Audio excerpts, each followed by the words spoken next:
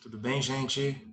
Como vocês estão? A nossa aula de hoje vai tratar sobre o período napoleônico, o período posterior, né, à subida de Napoleão ao governo francês após o golpe do 18 de Brumário. Estão lembrados? Pois é, a cronologia dos fatos históricos seguem essa lógica. Temos que levar em consideração que o período napoleônico ele compreende 16 anos, pois é, 16 anos liderados sob os mandos de Napoleão Bonaparte, ok? Para estudar melhor esse assunto, vocês vão entender de forma bem prática, os historiadores e os professores entraram num acordo, dividiram esse período era napoleônica em três momentos, né? Primeiro momento, o consulado. Segundo momento, o período imperial. E o terceiro momento, né, o governo de 100 dias de Napoleão Bonaparte, ok? Mas vamos por partes. Antes de tudo, vamos conversar um pouquinho sobre a figura de Napoleão. Quem é essa personalidade tão conhecida do mundo ocidental? É importante levar em consideração que Napoleão ele fazia parte de uma pequena nobreza. Sua família não participava dos altos círculos nobres da França, mas tinham recursos, recursos que foram destinados a pagar os estudos de Napoleão Bonaparte no oficialato militar francês. Aos 24 anos, ele já tinha se tornado um general, um prodígio. Ele comandou as forças invasoras contra-revolucionárias em 1893, no período que nós conhecemos como Convenção ou República Jacobina, que nós estudamos algumas aulas atrás. Napoleão liderou as tropas do exército para proteger a Revolução Jacobina das invasões das monarquias vizinhas da França que viam, desde o início da Revolução Francesa, com maus olhos essa tentativa de mudança política e mais do que isso, se viam ameaçadas de perderem o trono devido a esses ventos revolucionários. Beleza? Ele foi convocado após ser preso ao final da convenção, convocado novamente pelo diretório, porque viram que ele tinha talento.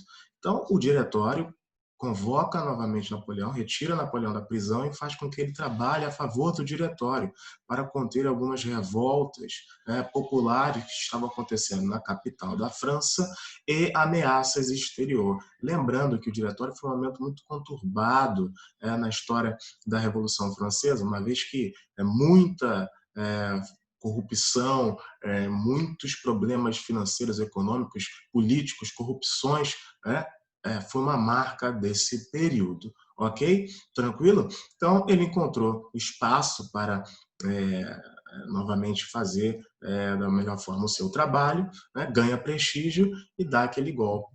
18 do Brumário, apoiado por dois outros políticos, ok?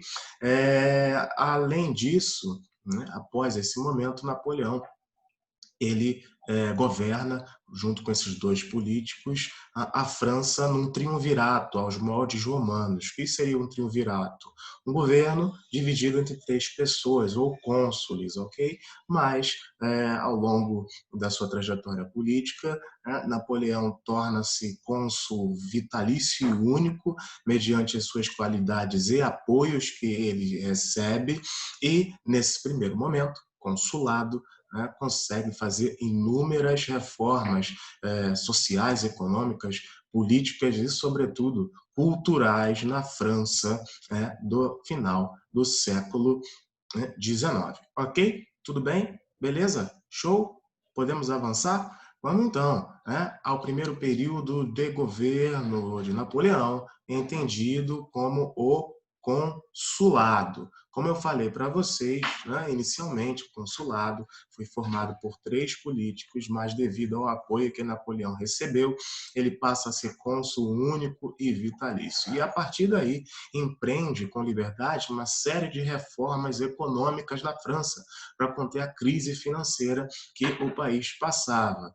como, por exemplo, criação de uma nova moeda, o franco, criação de novos bancos para emitir mais papel moeda e retirar dinheiro quando fosse necessário para evitar, né, a deflação, ou seja, a perda do valor monetário econômico e, sobretudo, a criação de obras públicas e oportunidade de trabalho para aquelas pessoas que necessitavam de recursos, principalmente as classes menos abastadas. Além disso, empreende uma série de reformas educacionais, cria escolas primárias, cria liceus, né, para formar uma nova classe educacional na França e, sobretudo, né, produzir estudos científicos, garantindo, enfim, a qualidade da educação na França, ok? Exportou esse modelo educacional para outros países. O Brasil tem um liceu inspirado nessa reforma educacional francesa, um liceu estabelecido no bairro das Laranjeiras, no Rio de Janeiro. O liceu esse que estampou as capas dos jornais, mês passado, diante de uma denúncia, né, de uma aluna que sofreu racismo pelos seus colegas. Esses colegas foram afastados do colégio e ela, né, foi estudar num outro colégio. Recebeu bolsas de inúmeros outros colégios e conseguiu sair, né, com a vitória da mensagem dela contra o racismo. Beleza? Tranquilo? Além disso, fechando parênteses, dentre outra reforma que o consulado de Napoleão fez foi o estabelecimento da Concordata de 1801. O Estado, de fato, passa a influir nas diretrizes da Igreja, né? Diferente da França feudal, a Igreja não tinha mais aquele poder de antes e influência política. Agora o Estado vai nomear bispos, padres, e clérigos no geral, para ter a Igreja sob controle do governo francês de Napoleão. Beleza? E o mais importante, queridos, a criação de um Código Civil napoleônico, um código que, de fato, muda a relação entre Estado e sociedade na França. A partir desse código, desse documento, fica muito mais claro as esferas que são de responsabilidade do Estado e as esferas que são de responsabilidade das pessoas, né, no âmbito civil. Esse código ele estabelece inúmeras ações que beneficiaram a alta burguesia, como, por exemplo, né, a justificativa da proteção da propriedade privada, né? A igualdade jurídica, ou seja, acabou os privilégios, né? O restabelecimento da escravidão, atendendo aqueles altos burgueses que tinham companhias de comércio nas colônias francesas e se beneficiavam da escravidão, né? A partir do trabalho escravo gratuito, né? Que esses colonos franceses tinham nas Antilhas, né? No Haiti, Saint-Domingue, né? Que virou o Haiti posteriormente a partir da Revolução Haitiana, né? Enfim, esse restabelecimento da escravidão volta para o contexto político do consulado, beleza? Voltando novamente ao Código Civil, gente, é importante deixar claro isso para vocês, né? Esse Código Civil, inspirado no direito romano, né, influenciou outras estruturas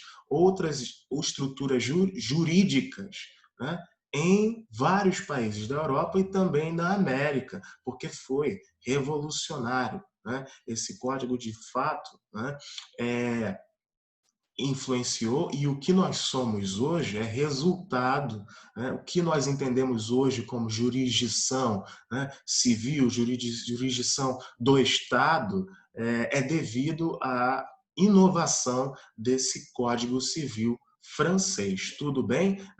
É importante vocês terem isso em mente, né? Essa inovação, essa proposta desse Código, né, Civil napoleônico. Tranquilo? De boa? Vamos lá, então, avançar. Diante dessas transformações que foram impactantes e importantes para a França, Napoleão galga muito prestígio e muito poder, beleza? E diante dessa conjuntura favorável à figura de Napoleão Bonaparte, a França estabelece um plebiscito, ou seja, uma votação pública.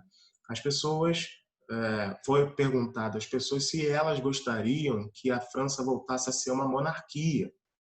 E, de fato, a adesão foi muito grande.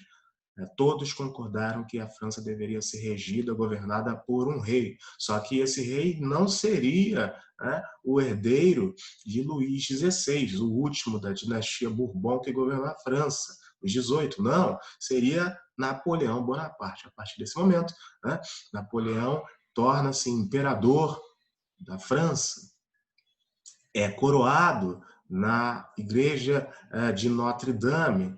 Ele próprio se coroa, ele pega a coroa da mão do Papa, que sai do Vaticano e vem para a coroação de Napoleão em Paris, e coloca a coroa em sua cabeça, dizendo da seguinte maneira para todos que olharam isso, né? Eu, pelo meu mérito, consegui ser o líder máximo, o imperador da França. Beleza? Então, mediante essa nova situação política, começa o expansionismo napoleônico. Porque um imperador que é imperador, ele não se contenta, queridos, a ficar no território dele. O imperador, ele quer expandir, ele quer formar um império, ele está olhando para Roma, né? O grande império do Ocidente. Logo, era crível para Napoleão expandir o território francês. E a partir daí começam as guerras. Né? Guerras contra a Inglaterra, inimigo histórico da França, e guerra contra o Sacro Império Romano Germânico. Contra a Inglaterra, na Batalha de Trafalgar, uma batalha marítima, os franceses perdem, porque os ingleses eram melhores na marinha, né? E os franceses melhores no exército. E o Sacro Império Romano Germânico é desmembrado, né? Graças a essa vitória que Napoleão promove nessa porção europeia, garantindo aí grande parte do antigo território do Sacro Império Romano Germânico à França. Né? Esse desmembramento desse império vai dar, né, nos futuros países da Áustria, da Prússia, enfim, a futura Alemanha. Tudo isso, antes de ser o que eu falei agora, era constituição do Sacro Império Romano Germânico, mas que se desmembrou mediante a expansão napoleônica militar. Ok? E, além disso, né, o famoso bloqueio continental, uma outra prática do imperialismo napoleônico, né? Todas aquelas nações que comercializassem, né, com a Inglaterra receberiam uma punição. Que punição? A presença e dominação das tropas francesas em seu território. Né? Lembra um pouco aquele tratado, né, que a Inglaterra fez, né, lá no século XVII, os atos de navegação, né, um tratado impositivo, só que dessa vez não aos interesses da Inglaterra, mas aos interesses franceses, porque a França queria derrubar a Inglaterra. A França, ela via com maus olhos o poderio britânico, né, ao norte da Europa, porque eles tinham a grande marinha europeia, eles tinham muitas colônias, até mais que a França, territórios também, enfim, a França de Napoleão via com maus olhos a Inglaterra.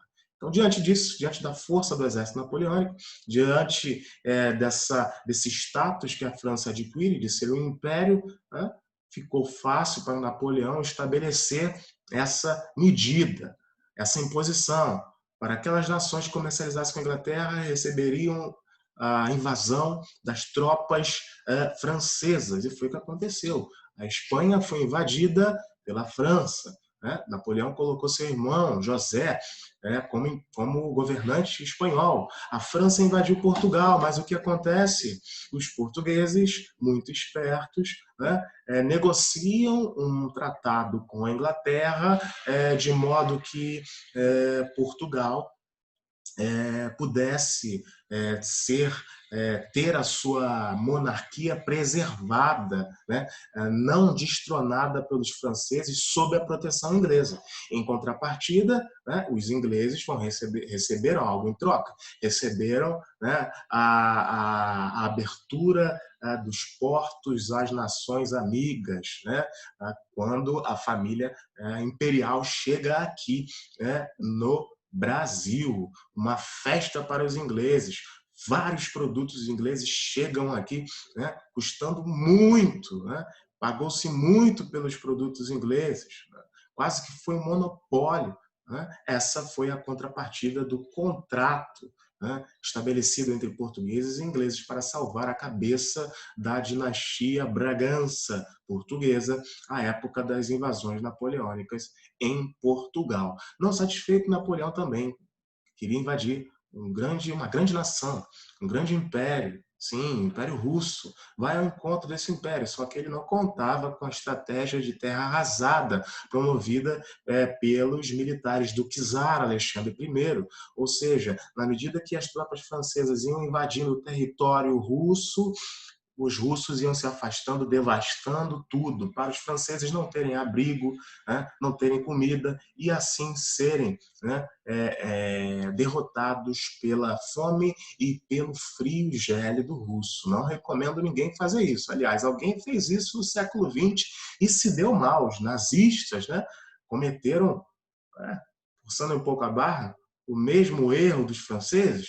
De certa forma, sim. Tudo bem até aí? De boa, a gente vai conversar sobre isso nas próximas aulas de história, ok?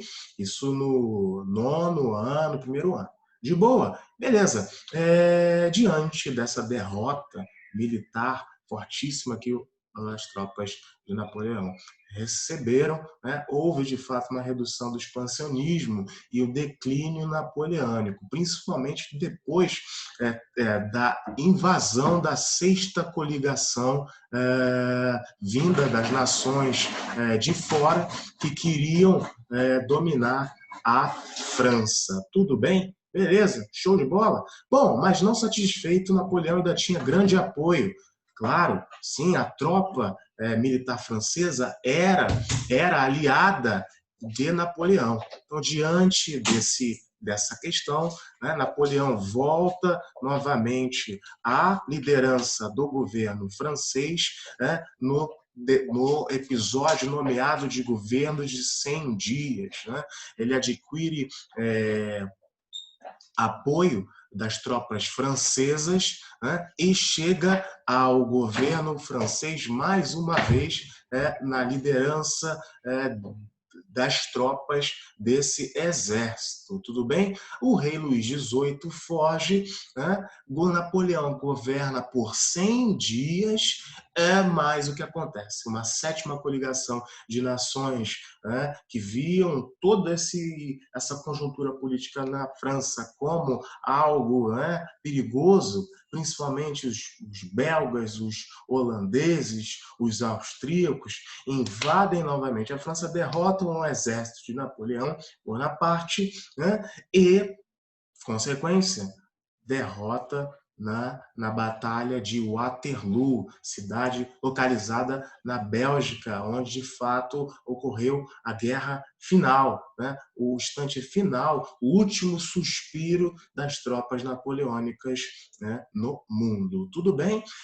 Esse momento de era napoleônica, 16 anos, né, ele trouxe muitas consequências para o mundo ocidental, a começar, por exemplo, pela inspiração da libertação colonial dos territórios da América, ok?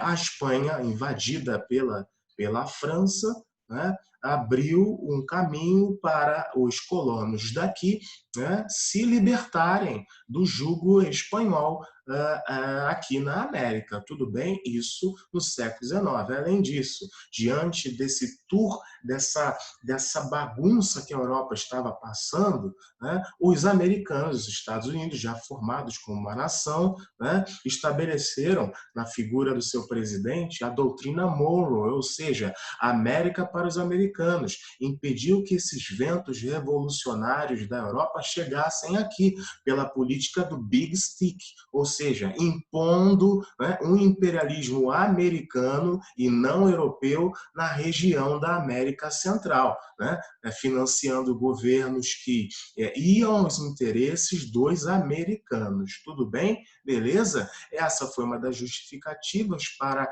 a posterior Revolução Russa que acontece, né, a partir da segunda metade do século XX.